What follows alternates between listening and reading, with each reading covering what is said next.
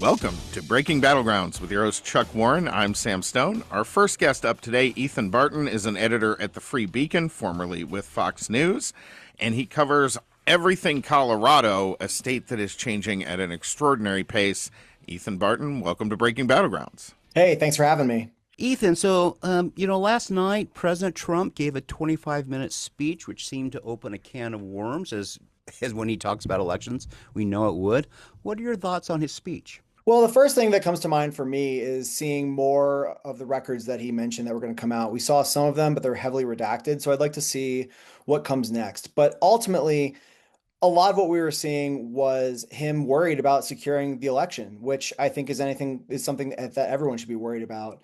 We all want secure elections. I don't think that's a partisan issue.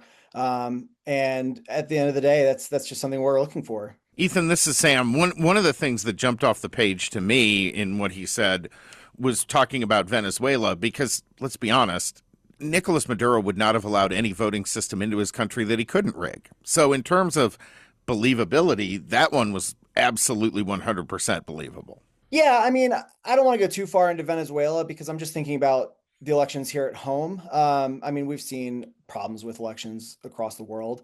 So when I'm really thinking about foreign countries, I'm thinking more about the influence campaigns that other countries are trying to do. We know that Russia has spent no shortage of time trying to influence our elections. That's proven across the board. I can absolutely believe that China is has been doing the same thing. Iran absolutely has been doing it. I mean, there's just no shortage of evidence. Absolutely. Is there a big campaign? We're in Arizona, and we have a big campaign that there's indications it's being funded by China against data centers and tech companies essentially here. Are you seeing that in Colorado also? I haven't seen that in Colorado, but there's no question that China's been they've been funding influence campaigns on anti-data center issues. They've been just funding all sorts of the influencers who have been pushing these anti-data centers, anti-AI efforts has all been straight from China. And they have a big reason to do that, right? Like the AI race is so important. And if China gets ahead, which they're starting to catch up to us, that's going to be a huge weakness to us in military, in tech, in commercial. Every sector is going to be a huge problem if they get ahead of us. So they have big reason to be pushing this internationally and especially here. 100%. All right, tell us a little bit for folks who don't know Colorado. I lived there, maybe about a decade ago, and it was a very purple state, very, sort of get it done state, right? Where people figured out a way to make government work. That seems to have just all completely broken down in the last decade. What's going on there? Yeah, I came here at the end of 2022, so it was pretty solidly blue at that point. But there's no question, even the time that I've been here, it's quickly gone farther and farther to the left. Democrats have just really solidified their stronghold, and there's no indication that that's going to be going anywhere else. So at the end of the day, why wouldn't they be pushing harder and harder left policies and laws? And then you look at places like Denver. Denver is, it has a stronghold on politics here. And that's really just where we're seeing a lot of the heart of these liberal issues. Fort Collins, Boulder, all of these places. It's mirroring what we're seeing across the country in terms of increasing polarization. So the fact that Colorado was trending blue a decade ago, moving away from its purple direction, as liberals and Democrats took hold, we're seeing that happen across the country in places where Democrats and liberals are taking hold. They're getting more and more farther left. I mean, just look at New York City, for example. You had Eric Adams in the previous administration as mayor, and he was not particularly a liberal Democrat. But then Mamdani comes in, and he is about as far left a mayor as New York's ever seen. Right. And then in the primaries earlier in June, we had a whole sweep of full-on self-described socialists taking hold in the primary elections. So it's effectively it's mirroring what we're seeing across the country, just at a radical scale. We're with Ethan Barton. He's an editor at Free Beacon. You can follow him on X at Ethan R. Barton, Barton. So for the first time in 20 years, Colorado had people moving out of state. You had 12,100 residents move out. Do you think Net, this net? net. Yeah, is this a reflection of what's going on politically in Colorado? You feel, or cost of living? Probably a little bit of both. I mean, Colorado is definitely seeing an influx of people from places like Texas and California coming in, which is pretty interesting because obviously the politics in those two states are so distinct. Uh, but it tends to be people coming from California because they're tired of liberal policies, and people coming from Texas because they don't like the conservative laws in Texas. Right. So that's kind of interesting on the political side. The cost of living, less so the cost of living and more so taxes and jobs are, I think, the issue. We've seen a big loss of businesses here in recent years. Last year especially was a big loss for us. One of the biggest ones was Palantir, and that's a really interesting case because Palantir has it has such liberals have such a bend against it, and there are protests against Palantir regularly. There's just such an anti liberal bias against Palantir. Plus, when you add in things like corporate taxes, the difficulty of doing business in Colorado, of course they're going to move out. And when a business as big as Palantir moves out, then of course the jobs are going to go with it, and of course people are going to move with that. So I think that's a big reflection of what we're seeing in that. So I want to get to the articles you've written, but I have this question, and it's more theoretical, but I think you'll have the answer. So when Sam lived there, he said it was purple. 20 years, 25 years ago, it was a red state, right? Yeah, I think it was Governor Owens. He was quite conservative. Mhm. Talked about a presidential, possible presidential candidate if it was not for his personal failings. My question for you is, as you've watched Colorado and you see what it's become now, what can is do liberals and progressives really outnumber common sense moderates and Republicans in Colorado, or are the common sense moderates and Republicans just simply too lazy and not voting? And the second question is, what can be done to prevent this from other states? Because I don't see anything but Colorado just going downhill on these various issues. Yeah, I'm going to start with your second question first because that's something that I've been thinking about a lot.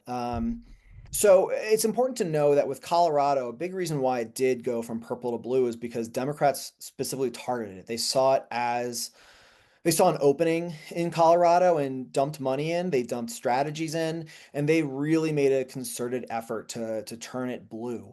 And obviously they succeeded. Uh, And then if we look at other states that are kind of in similar boats, I mean, we're seeing fewer and fewer purple states as time goes on. I think a good example to look at in where things are now is Virginia.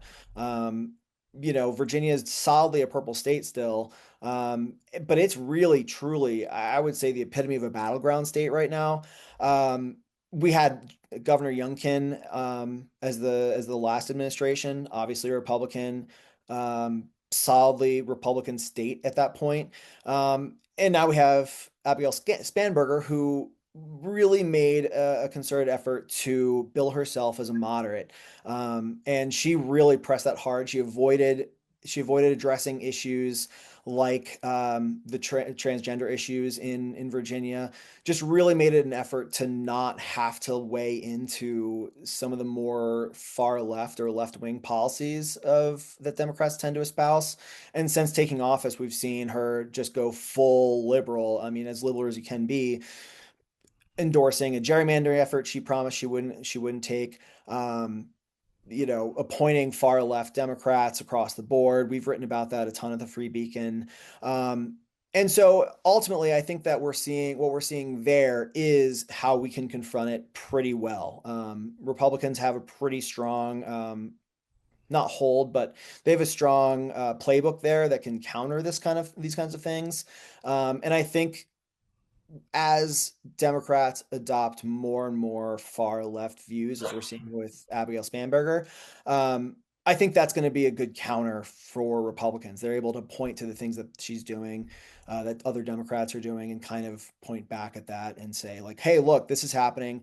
I'd be surprised if we're not seeing a little bit of a yo yo back to the right in Virginia Okay, because of so that. so then going back to Colorado, is there a donor base? Are there the number of voters to start pushing back against? Well, it's clearly a socialistic direction there in your primaries. So I wish I had a more I know it's not an easy question. It's not an easy question to answer.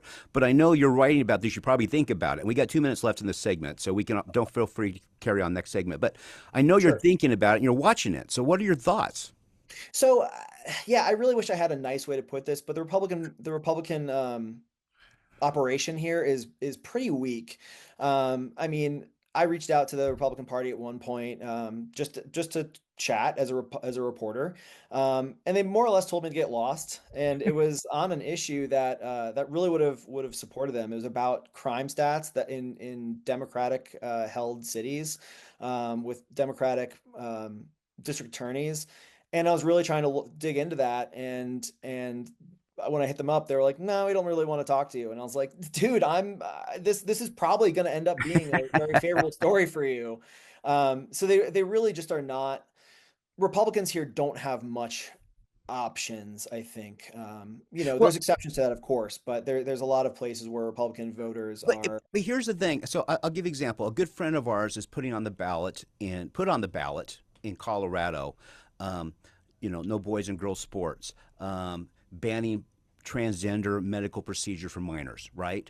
And Sam and I talked to him, so you can get done. He goes, "No, I can't get any donor money out of Colorado." Well, guess what?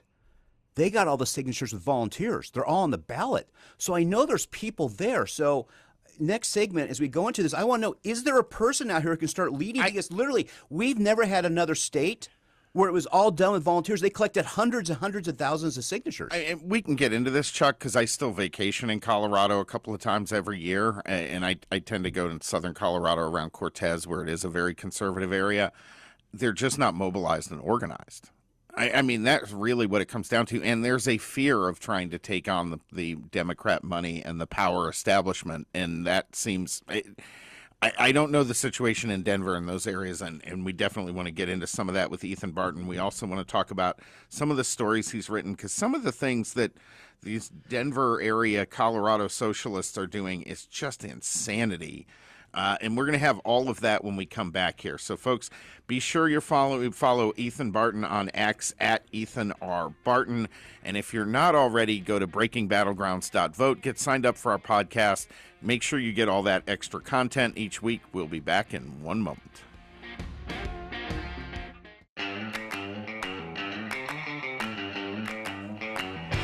All right, welcome back to Breaking Battlegrounds. We're continuing on now with Ethan Barton. He is an editor at the Free Beacon, formerly with Fox News.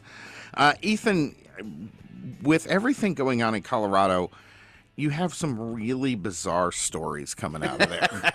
I mean, I read through. It's like a Netflix series. So it absolutely is. You definitely could write a sitcom off of this stuff. Give us some of this. One of your pieces jumped off at me. The Denver socialist Milat Kiros says America must address attacks by reevaluating its relationship with Israel. I think they get everything exactly backwards, but tell us what that's about. Yeah, that's a great example. So, as I'm sure most of your listeners know, there was a firebombing attack in Boulder in June 2025. Um, Basically, Boulder is about 30 minutes north of Denver, northwest of Denver.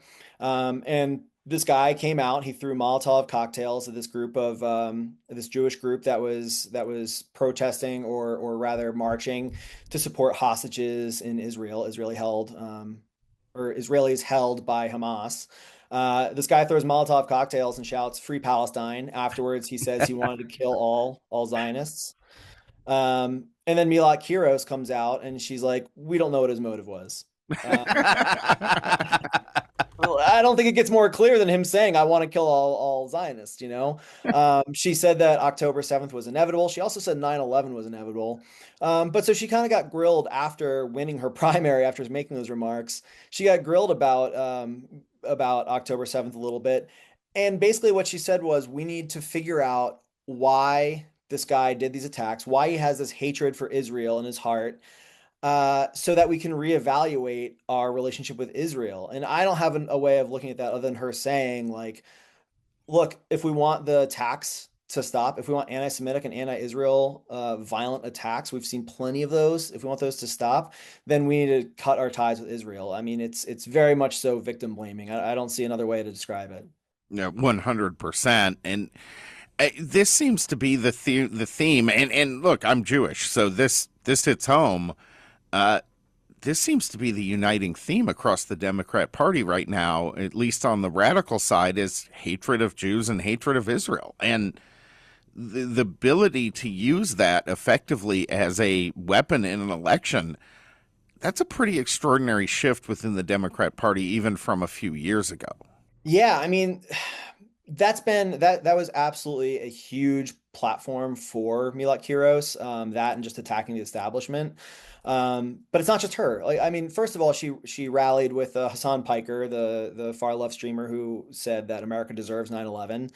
She rallied with him, got a ton of support from him. He's also supportive of a lot of other anti-Israel candidates across the country. And then in New York, again, I brought this up earlier. There were three socialists who self-described socialists who won in the New York primaries for House races, and they've all expressed various anti-Israel views.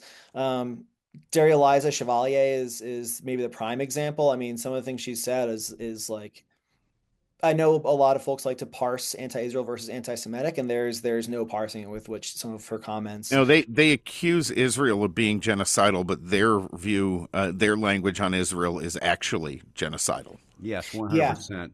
100%. yeah. So tell us about Manny Rutinel. He's a Democratic nominee for Colorado's. It's a swing district, right? The 8th congressional district. Is that a swing district? Yeah, very much so. And he's written great pieces like "What Would Jesus Do?" Socialism and the 5 stages of becoming a vegan. Isn't that cattle country out there? It is cattle country. Yeah. So he was a years long. I mean, we're talking like dating back to at least 2013. Vegan, very hardcore anti animal agriculture activist. Um, and then he moves to Colorado 8, which has a huge ranching community. I think its biggest industry, basically all its money comes in from ranching. And when he got called out for it, he was like, "Oh, I wasn't talking about Colorado ranchers. They're the envy of the globe. Everyone else is bad, but I was talking about just the bad apples." Um, but I mean, we're talking like literally a decade of him like going on these attacks.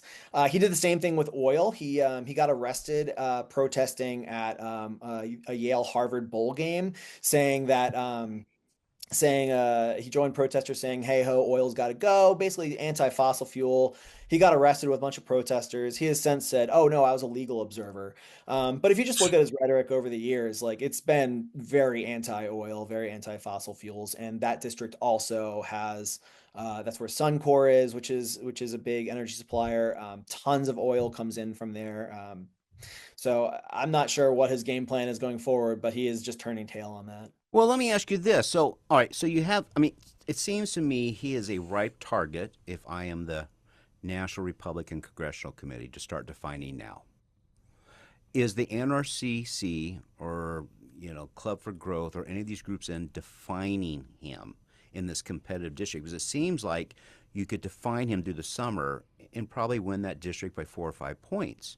Do you see any outside spending from Republicans or conservatives targeting people and defining what this guy is? Yeah, so right now there's a huge spending gap. Gabe Evans, the Republican incumbent there, he's got a massive spending advantage right now, which is great for him. But for Manny Rudnell, he is just raking in grassroots, and the Democratic operation has started pushing money into him and is starting to prop him up. They basically just announced, "Hey, we're going to put you up." So we can expect a close fight, even with all of his flip flops over time, with his socialism, anti-meat, anti-oil, just attacking industries there. It's going to be a close fight no matter how much money the Republicans dump in. Let me give you a good example. Milot Kiros, she overtook her the Democratic incumbent who had been in Denver, the Denver representative for 15 terms, 30 years. Literally came to office the same year Milot Kiros was born. Hmm. Um, Huge spending. Diana DeGette had a huge spending advantage over Milak Kiros, and Milak Kiros won by 13 points. Like that's not a close margin. So no matter how much money the Republicans dump into Gabe Evans' campaign or against Manny Rutinel, I don't think that's going to be. That might be an indicator of how things will go, but it's definitely not going to be the end all be all. Interesting. What do you see coming? We have just 2 minutes left. What do you see coming in the elections this year in Colorado? Which are Republicans going to be able to hold out those couple of key House seats that we need on our side to hold the U.S. House? Colorado 8's the only one that I think is really, really in question. There's a few others that have been put on the board. I don't think those are as I see it right now. I don't think those are a question. I also don't think they're going to take anymore either. But Colorado 8's going to be extremely contentious. We're going to see some real blood spilling over there. I hope not literally, I should say. Yeah, please, yeah. We'll see some real barbs getting thrown around over there. I expect a really, really close fight, a really close election at the end of the day, no matter who wins. And I think it's anyone's race at this point. Ethan Barton, thank you so much for joining us today. We really appreciate having you on the program. Folks, follow his work at the Free Beacon or on X at Ethan R. Barton. Breaking Battlegrounds is going to be coming back here with more in just a few moments. We have Mike Gonzalez, senior fellow at the Heritage Foundation, coming up. You're not going to want to miss that. And Carrie Filippetti, one of our previous guests, covering all the issues in Venezuela. So stay tuned. We've got a ton of great content coming. If you are not already, make sure you go to breakingbattlegrounds.vote, sign up for that podcast, get that extra subscription. And the girls are here giving me the stink eye because I haven't yet said that you also need to give us a 5-star rating. Now I get a heart. See? My morning just got better, folks. If you give us a 5-star rating, you make women happy. That's what it comes down to. Breaking Battlegrounds back in just a moment.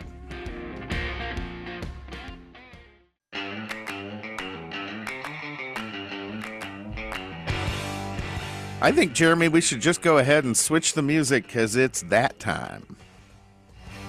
Murder, mystery, secrets untold. The truth gets set free when B gets a hold. Crimes where killers roam off free, or even ones where they get caught at the scene. From cold case files to headline news, she's breaking it all down just for you. So come take a seat, don't miss a beat. These crime corners where the stories go deep. Okay, today's story is on Robert Durst. A little background here. He was born in 1943 out of one of New York City's wealthiest real estate families.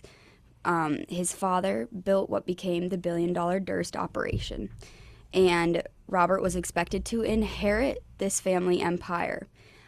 Within the 30 years of Robert's criminal run, he had murdered 3 people but gotten away with it.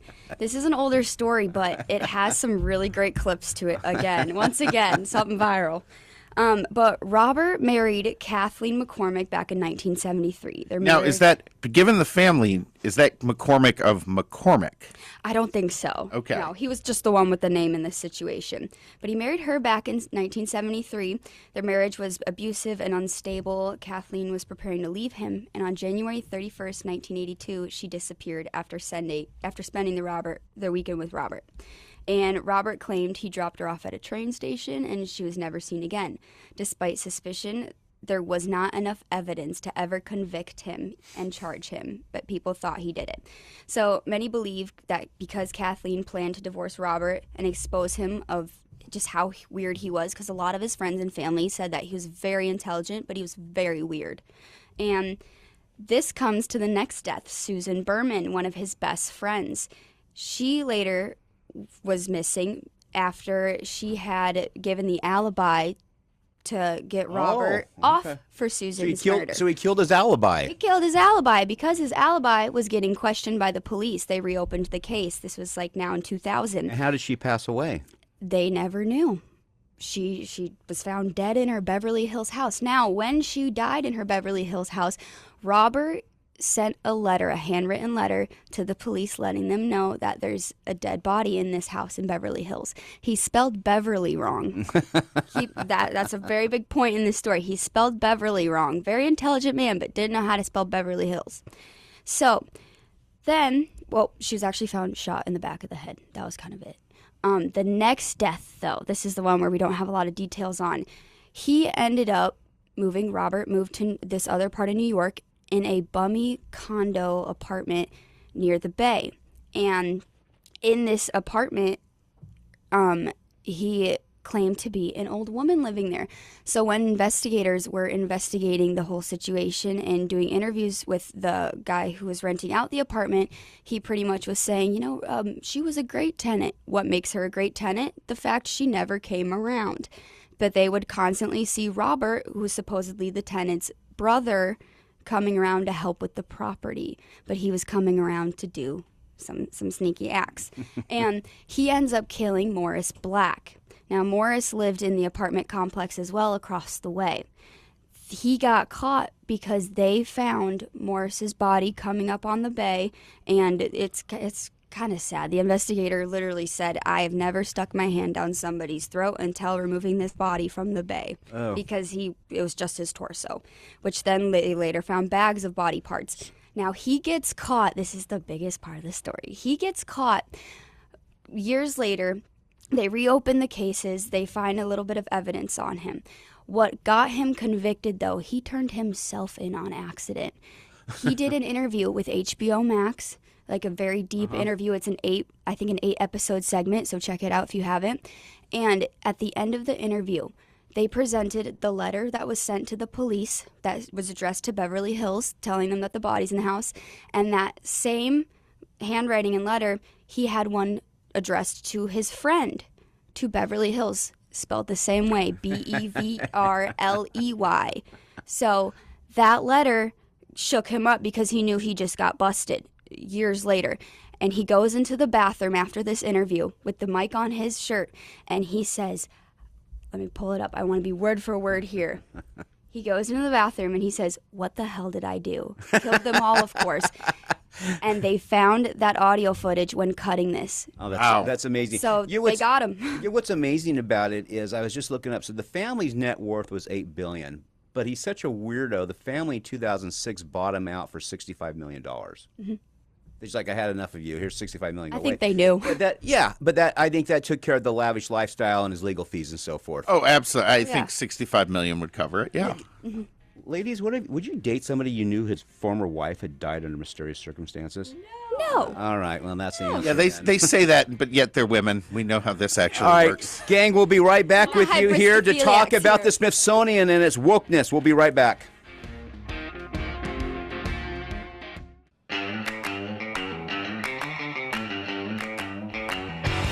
All right, welcome back to Breaking Battlegrounds. Our final guest on the radio today, Mike Gonzalez, the Angelus T. Arredondo E Pluribus Unum Senior Fellow at the Heritage Foundation. He writes on critical race theory, identity politics, diversity, multiculturalism, assimilation, nationalism, and foreign policy in general. And he has been covering the crazy report about what the direction the Smithsonian has been going. Chuck, I shake my head. I kind of saw this a few years ago when I went to D.C. and had a free afternoon and went in there, and I was kind of stunned. But Mike Gonzalez, tell us what's going on with the Smithsonian, because this is really kind of to me at least, it's a betrayal of what that institution is meant to be. And that's exactly the right word. It's a betrayal, and thanks for having me on. For over a year, the Trump administration has been writing to the Smithsonian. It has passed executive orders. It has sent the leadership letters telling them that they had to go back to sanity, that they could not use the Smithsonian as their plaything, as their instrument for wanting to change America. The administration said to the Smithsonian, we want to do an audit. Can you cooperate with us by sending us material? The Smithsonian said basically no. We will do our own audit if an audit needs to be done. So the Smithsonian has been playing, no. And finally, what the White House has done, the council, the Domestic Policy Council, they issued a report that has all the information on one museum, the National Museum of American History. And it shows it's completely woke. It's the leadership. By the way, the report is 162 pages, 522 endnotes. It's full of evidence. It quotes the leadership itself. The leaders make clear in their own words that they see the museum and history itself as instruments of societal change. That is not what the Smithsonian was meant to do. No. Well, it seems like to me the whole purpose of the Smithsonian right now is denigrating America. It's sort of like it leads with the wounds and the flaws we've had, and then it wants to bury the good things about America, including our constitutional system, which allows us to make these corrections versus other countries. The thing that's scary for me on this, I was looking this up before our talk, 4 out of 5 high school teachers use Smithsonian educational resources. Explain to our audience why this probably explains why our youth are trending towards socialism. That's right. So 50 million people went to the Smithsonian last year. That was a bed down because of the prolonged government shutdown. But between 20 and 30 million students were reached through the Smithsonian's educational material. The Smithsonian, in other words, is very powerful.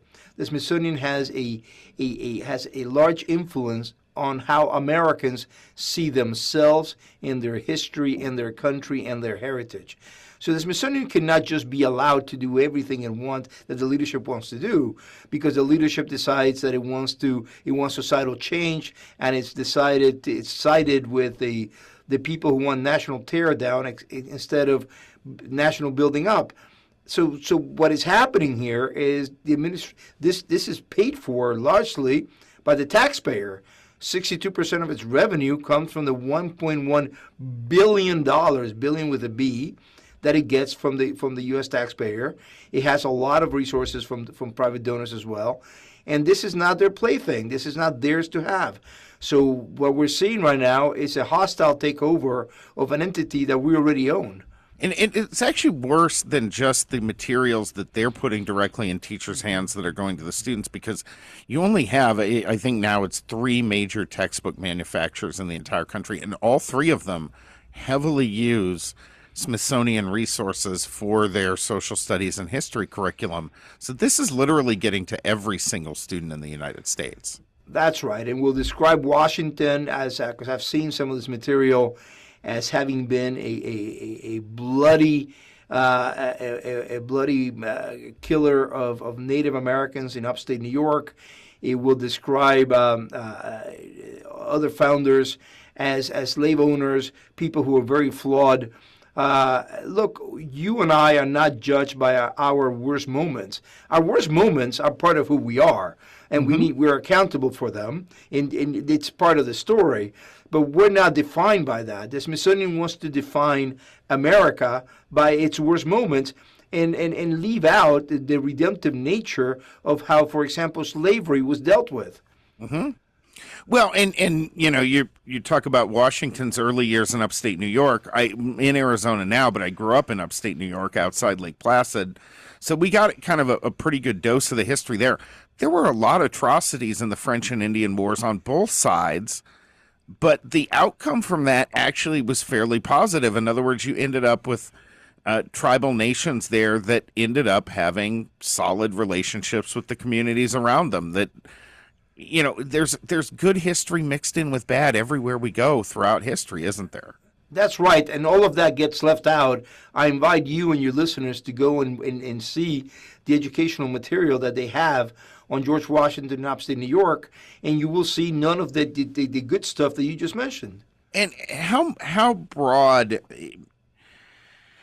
broadly through the Smithsonian system do you think this is? Because obviously the report covers the Museum of American History, but when I went, the Museum of Natural History and some of those others, they've really infiltrated this into every portion of the Smithsonian. This is an indictment of the entire complex, of the entire institution, all 21 museums. We say 21 museums. There's 19 that exist. two that have been authorized by Congress that are yet to be built, the Latino Museum and the Women's Museum. They cannot be built. These two museums cannot be built because already we know that they're going to be incubators for hatred of America. How does that get reined in, especially with the current bent of the Democrat Party, where they're really leaning into this, frankly, massively distorted view of American history? You win the battle of ideas, you win the political battles, and then you govern according to the promises you made. So you've said the report is a call, or should be a call, for the Board of Regents to make some changes at the top with the institution secretary, Lonnie Bunch, and some of the other leadership. Can Trump or someone, how is the Board of Regents constituted first? The Board of Regents is presided over by the Chief Justice of the United States. The Vice President is also there. The Vice Presidents don't always come to meetings. Kamala Harris, for example, never went to a meeting. Vance has gone to a meeting. And I think he's going to start going much more now. Then there are 6 political appointees, people from Congress, that is, from the Senate and the House, 3 Republicans and 3 Democrats. And then you have 9 citizen regions for a total of 17 members of the board, and you only need 8 for a quorum. Okay.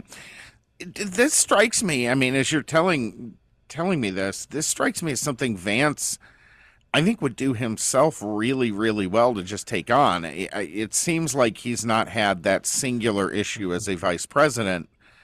This is kind of a perfect vice presidential issue. At least it seems like it would be, wouldn't it? And in fact, you're absolutely right.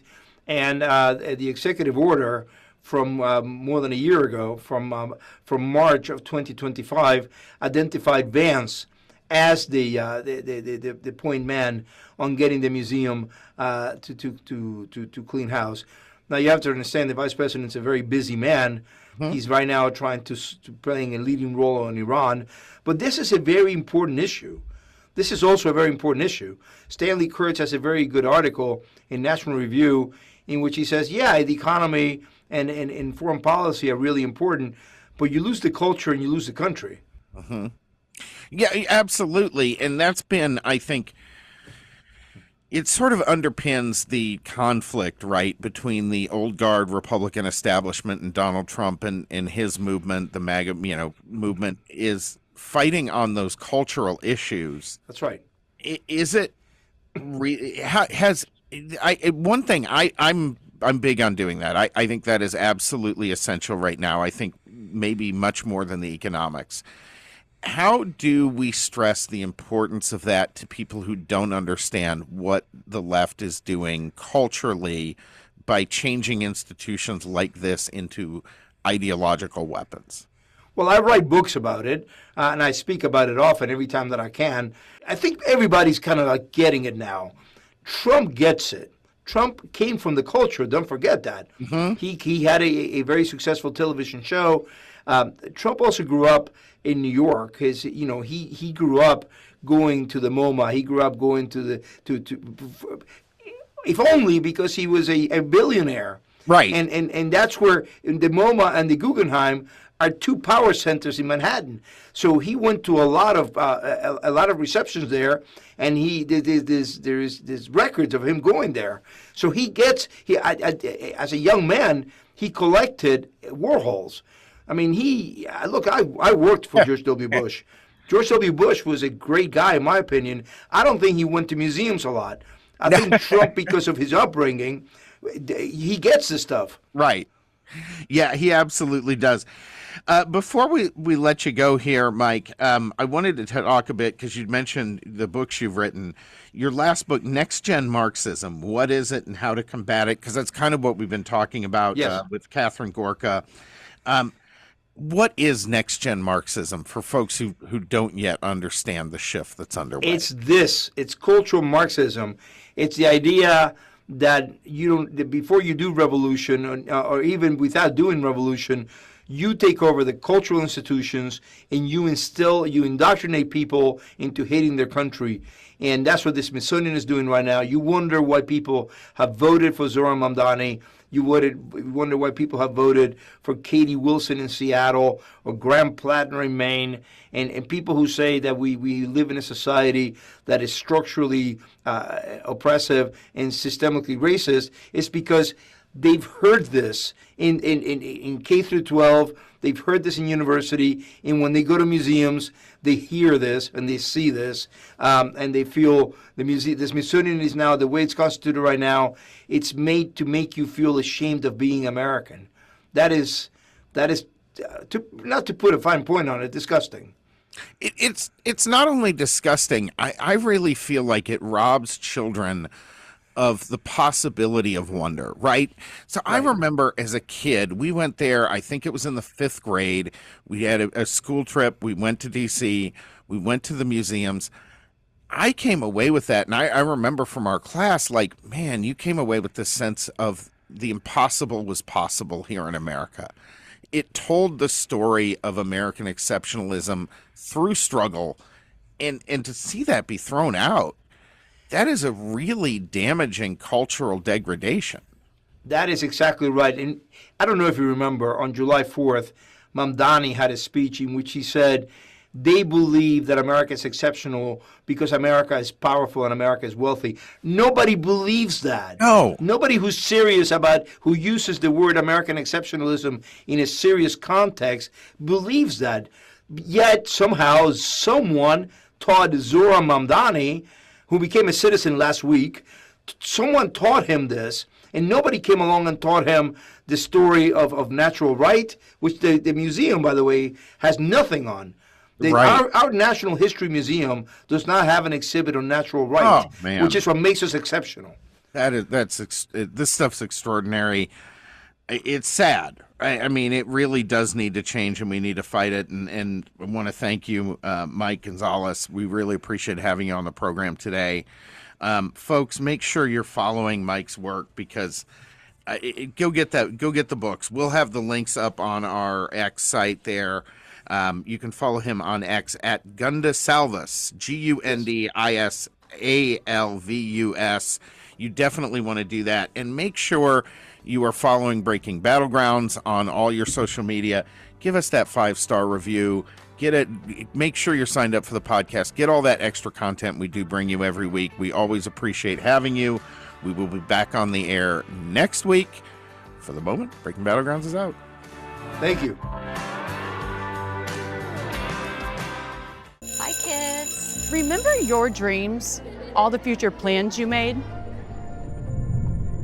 Has private student loan debt destroyed those dreams? It doesn't have to.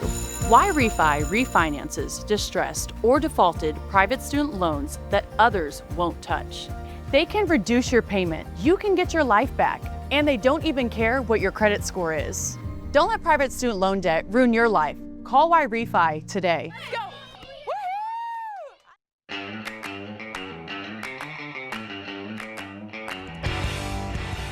All right, welcome to the podcast portion of Breaking Battlegrounds. Folks, if you're not already, remember you can catch us on the radio each week. But if you're listening on podcast and you haven't yet done it, give us that 5-star review on whatever your favorite podcast format is. It really makes a big difference for this show, helps us reach more people and stay on the air to bring you great interviews like the one we have coming up right now with a regular guest and one we are thrilled to have as part of the program, Carrie Filippetti of the Vandenberg Coalition.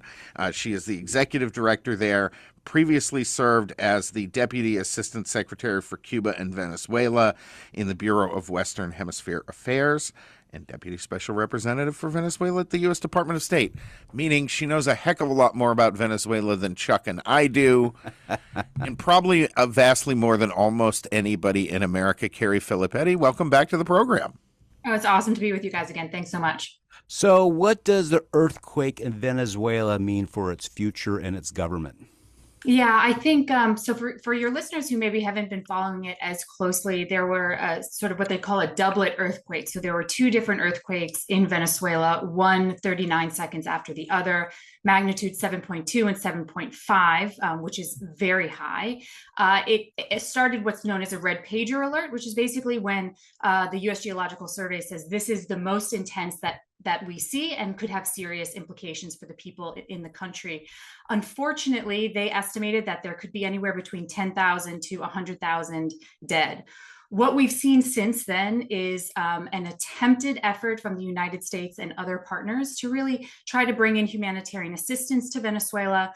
The regime has allowed the assistance to come in, but what needs to be remembered is that the people that are in charge of this regime are not only responsible for a very slow rescue effort, because they're trying to hide the true amount of deaths that we're seeing, but they're also responsible for the amount of death itself, because so much of the problems, the crumbling infrastructure, the lack of a FEMA type response is because they had underfunded these systems for many, many years.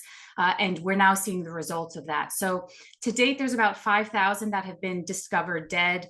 There's close to 17,000 that are homeless, 16,000 that are injured, and about 20,000 that are still missing. And unfortunately, I think what we're seeing from the Venezuelan people is this is really making them very skeptical of the Delcy Rodriguez administration. And recent polling is suggesting that they're pushing for democratic reform sooner even than the rescue effort ends. Is the U.S. doing enough to help with the recovery? We're doing a lot. I mean, we sent over 300 million in humanitarian assistance. We did send some rescue workers from across the United States to assist in the rescue in Venezuela. That's really important because it also gives us eyes on the ground. And one of the things we've seen this regime do in the past is try to obstruct the amount of death so that they can keep those numbers lower. We already saw that they militarized some of the entry points to the most affected areas. So having boots on the ground, so to speak, is really important in this sense because we can keep tabs on what's going on. In fact, having American boots on the ground is how we were able to see that the Minister of Interior, Diosdado Cabello, was actually blocking humanitarian assistance from coming through. So we are doing important work, as are many other countries.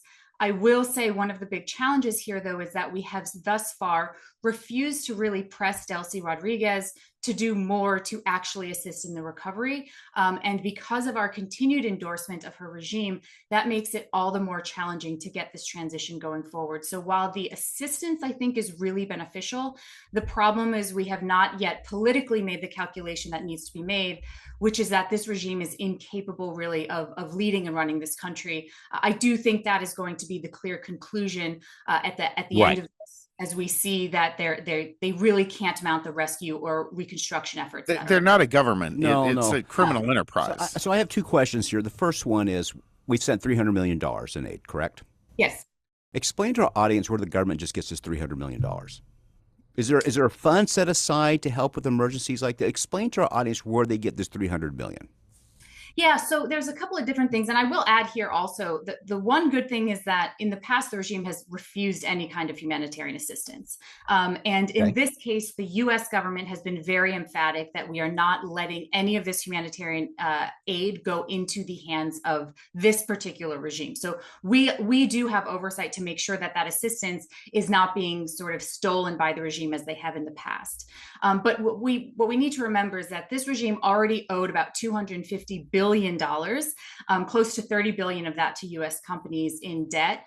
This earthquake has caused about 37 to $38 billion more in damage. They do not have the ability to repay any of this debt. What's really interesting about that number, that sort of 250 plus now the 37 billion, is that makes it close to $300 billion, which is approximately the exact amount of money that the Maduro regime had stolen over the years, including when they were in the Chavez administration, from the people of Venezuela. So again, they're the ones responsible for the suffering that's happening now.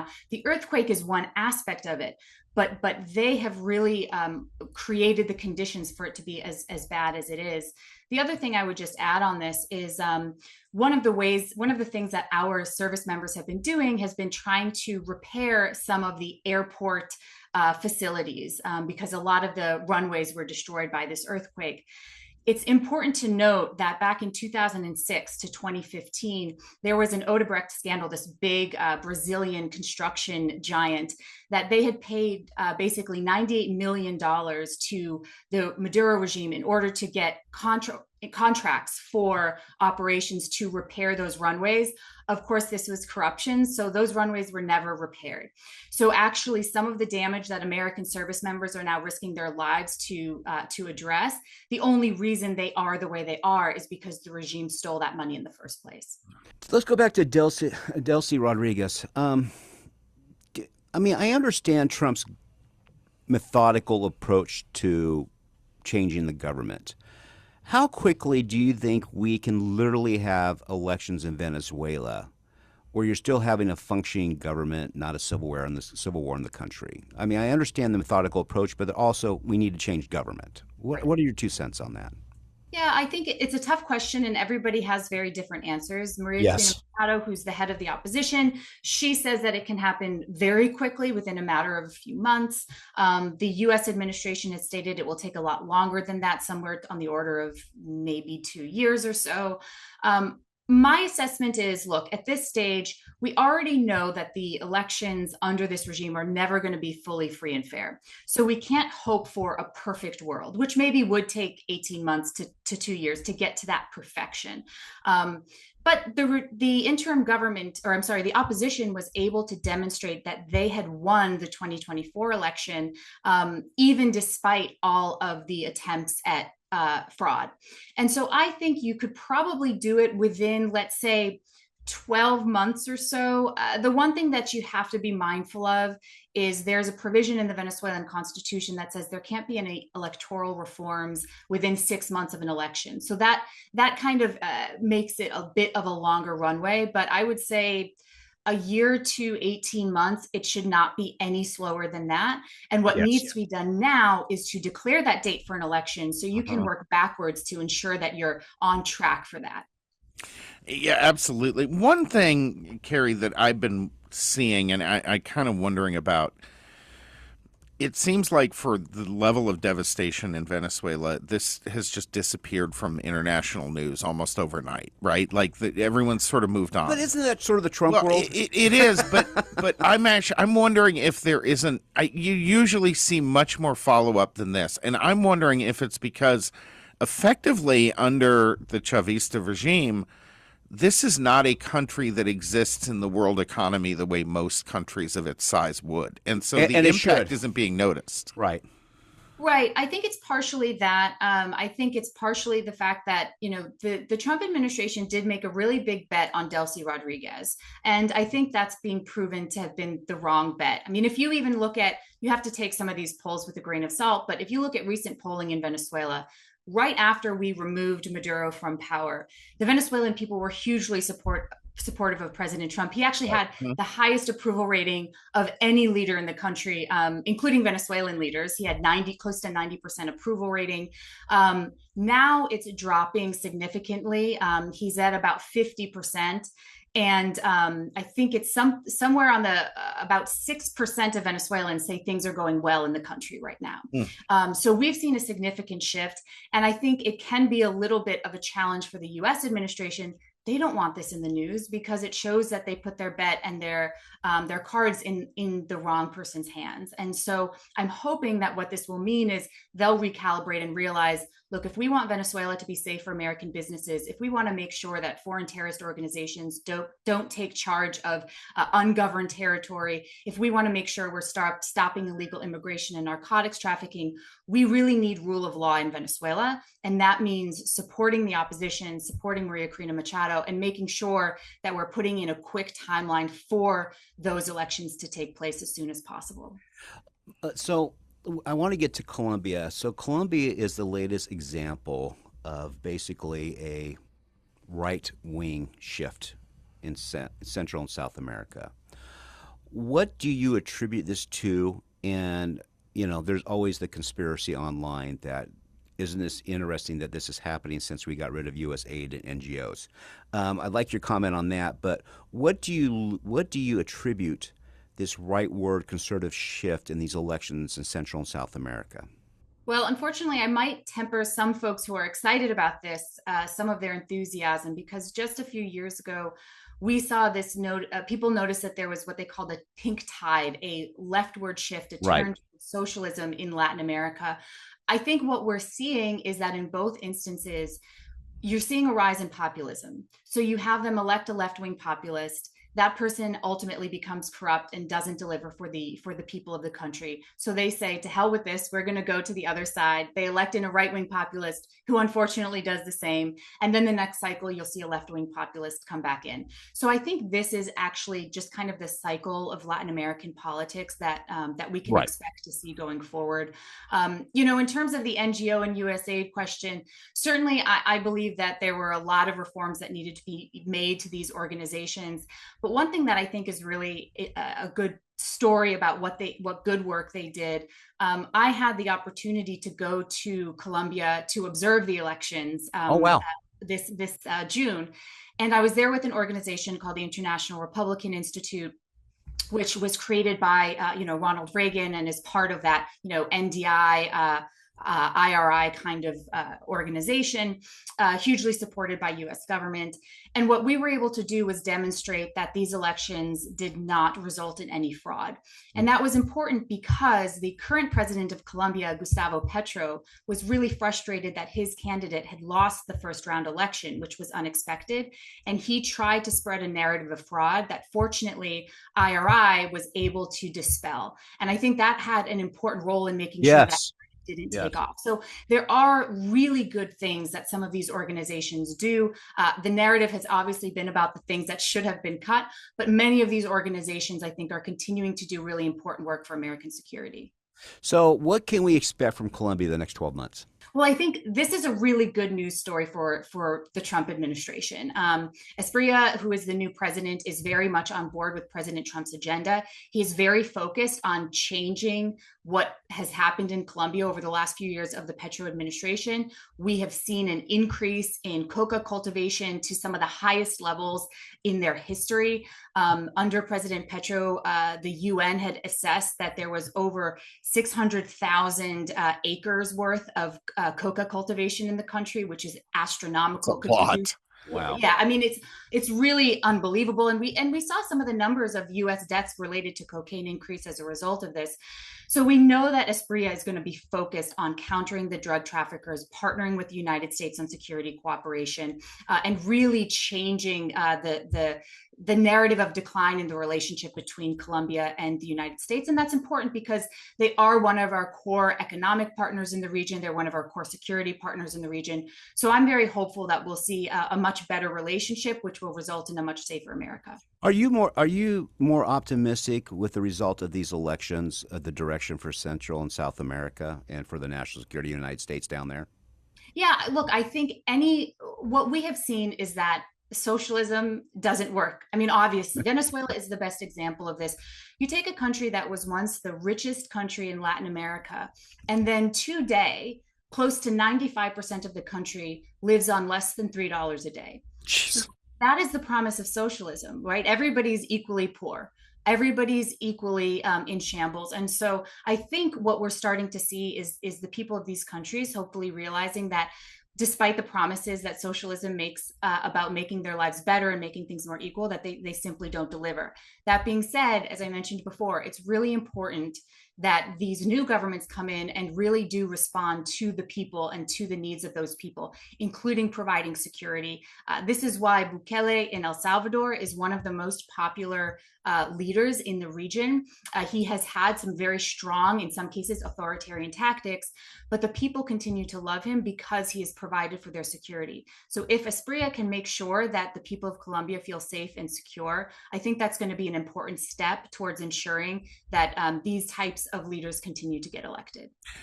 Yeah, Bukele has done kind of what I've thought South America as a whole needed to do for a long time, which is we have organized crime here in the United States. They have organized crime in Europe and Asia.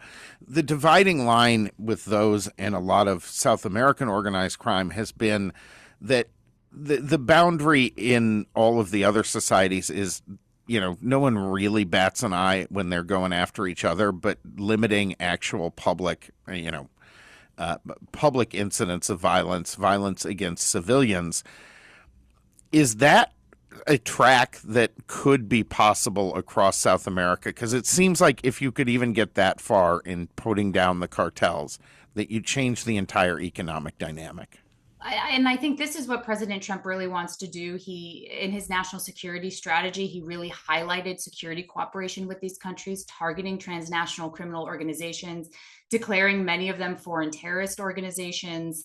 We saw it wasn't just the earthquake news that came out of Venezuela. President Trump's administration also did a drone strike against the leader of Tren de Aragua and effectively killed him. And so it's clear that this is a key priority for the president, and he wants our regional allies to be partners in this. This was the purpose for what he created a few months ago, I think back in February, the Shield of the Americas, which is basically a new aggregation of regional partners focused on law enforcement cooperation to target these cartels. So I do think that this is a potential new pathway. I think all of the leaders of these countries really need to do effectively what the United States does, which is balancing that security and making sure that we're putting people in prison who need to be put in prison, with the fact of making sure that we're not just rounding up a bunch of people and throwing them away, and making sure that we're not doing any reforms that sort of take us a little bit too far. We've seen this in Bukele's administration looking at constitutional reforms, and that I think it's important to focus on the security aspects, but also continue to retain the rule of law in these countries. Carrie, last question before we let you go.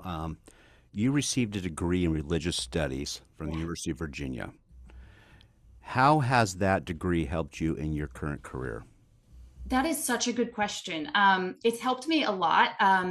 I would say that the two strongest ways are, one is really understanding that foreign policy is not just about grand strategy. It's about individuals and what individuals believe. Their beliefs will motivate their actions, and approaching it from that kind of psychological perspective was something that I got from my degree in religious studies. I also think the ethical piece, trying to always conduct foreign policy with an eye towards virtue and fulfilling sort of America's mission as being this shining beacon on the hill is really important, giving me a sense of, security is very important, but we preserve our security by preserving our virtue as well. And so that kind of ethical understanding, I think, has been especially important in DC, where maybe not all the time people are thinking about the ethical side of what their choices are.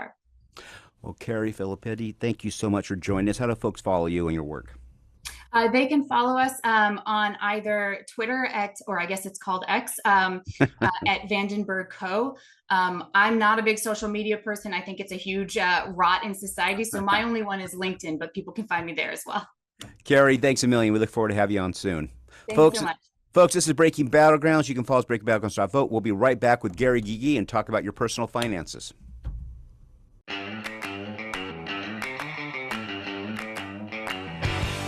Welcome back to Breaking Battlegrounds for our final segment with Gary Gigi, our good friend. He's president, CEO of Gary Gigi Capital, or just Gigi Capital, but we'll call it Gary Gigi so people remember the name. It's branding. It's all branding, Gary. How are you? That's right. Good. How are you guys? Good. So our Fed Reserve Chair visited Congress. He said he had no tolerance for high inflation. What does that mean? This is so refreshing, you guys. I've been doing this a long time. And so most of our Fed chairs have been what I call Keynesian economists, which means that when they see problems in the economy, they want the government to solve that problem. War seems to be what's called a supply side economist, which means he relies on the private sector. And this is so good to hear that when there's problems, then he's going to be looking at the private sector to solve that problem. We haven't had this for a really, really long time. It's so refreshing. He said that he and his, Fed associates are going to deal with inflation. And when he's talked about inflation in the past, he's talked about how inflation comes from government spending too much money, the Fed printing money, the Fed buying it. And so there's certain things that he can control and certain things he can't. So one of the things that he cannot control is what's called fiscal policy. That's whatever Congress does with tax rates, and he's staying out of that lane completely. I love that. Past Fed chairs tended to get way too involved with things that were not their business. I remember Chair Powell was getting into DEI policies with the Fed. All of us hated the Fed getting into that because it's none of their business. So Warsh is like an old-fashioned type of Fed chair that we haven't had for a while that says my lane, my only lane is inflation and full employment. Right now, full employment seems to be good, job market solid. And so now he's looking at how do I bring inflation down? And so the one thing he can do is reduce the size of the Fed's balance sheet. So in the past, the Fed had bought a lot of bonds in order to try and bring down inflation. He doesn't seem inclined to want to do that at all. I love that. If he shrinks the balance sheet, that's good for the economy. That's good for interest rates. Inflation will come down. So he is the right guy at the right time for sure. So, two questions. Who was the last chairman like Warsh who said, look, high inflation is my objective, full employment? Who was the last one that had that narrow focus? Probably Greenspan. So Okay. I know that Powell, Yellen, and Bernanke before him, they were all three way too involved with whatever the president wanted to do, and in most cases it was Democratic presidents that they were listening to. Greenspan really seemed to be an independent guy. He took pride in trying to speak in a way that would confuse reporters, and it made us all laugh the way that he did that. But probably Chuck Greenspan is the one that harkens back to the type of guy that Warsh is. When you talked about, Gary, at the open, the difference with Warsh being a supply sider versus a Keynesian, fundamentally, that's really about looking at this in his job from the opposite lens. The people you just mentioned looked at it from the lens of what's good for government. He's looking at it what's good for Main Street. Couldn't have said it better, Sam. That is completely right.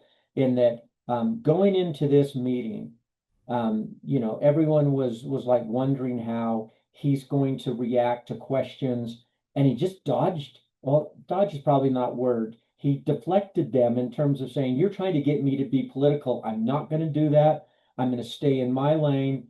And so, going into this meeting, everybody was worried about um, whether the Fed's going to be raising interest rates or not because inflation had ticked up because of the war. This week we had wholesale inflation and also consumer inflation, both of which ticked down. That's disinflation. And so now that begs the question, is the Fed going to raise interest rates at all? I don't think so. The data is saying that interest rates may have, inflation may have peaked. And if that's happening, inflation's coming down, there's no need to raise interest rates unless something changes.